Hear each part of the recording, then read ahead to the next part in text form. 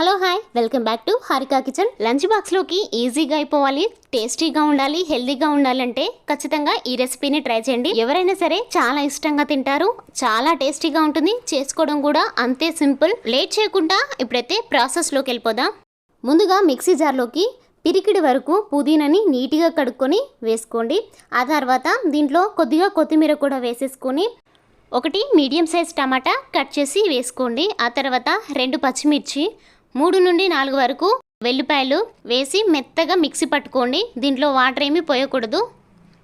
ఆ తర్వాత ప్యాన్లో 1 టేబుల్ స్పూన్ వరకు ఆయిల్ వేసుకొని ఆయిల్ వేడిన తర్వాత 2 ఎగ్స్ కూడా వేసుకోండి. ఇది 1 నిమిషం పాటు మీడియం ఫ్లేమ్లో ఫ్రై చేసుకున్న తర్వాత చిటికెడు ఉప్పు, చిటికెడు మిరియాల పొడి వేసుకొని ఎగ్స్ని బాగా కలుపుకొని ఫ్రై చేసుకోండి.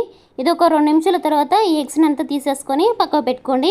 అదే ప్యాన్లో 1 టేబుల్ స్పూన్ వరకు ఆయిల్ వేసుకొని కట్ చేసుకున్న 1 మిర్చి, సన్నగా కట్ చేసుకున్న మీడియం సైజ్ ఆనియన్ ఒకటి, కసూరి మెతి 1 టీ స్పూన్ వేసుకోండి. కసూరి మెతి వేసుకుంటే చాలా టేస్టీగా ఉంటుంది. ఆ తర్వాత దాల్చిన చెక్క, లవంగాలు 2, 1 రెబ్బ కరివేపాకు వేసుకొని బిర్యానీ బఠానీ కూడా వేసేసుకొని ఇవి నేను నైటే సోప్ చేసి పెట్టుకున్నాను. ఆ తర్వాత పుదీనా పేస్ట్ కూడా అంతా వేసుకొని దీంట్లో నుంచి ఆయిల్ సపరేట్ అయ్యేంత వరకు ఫ్రై చేసుకోండి.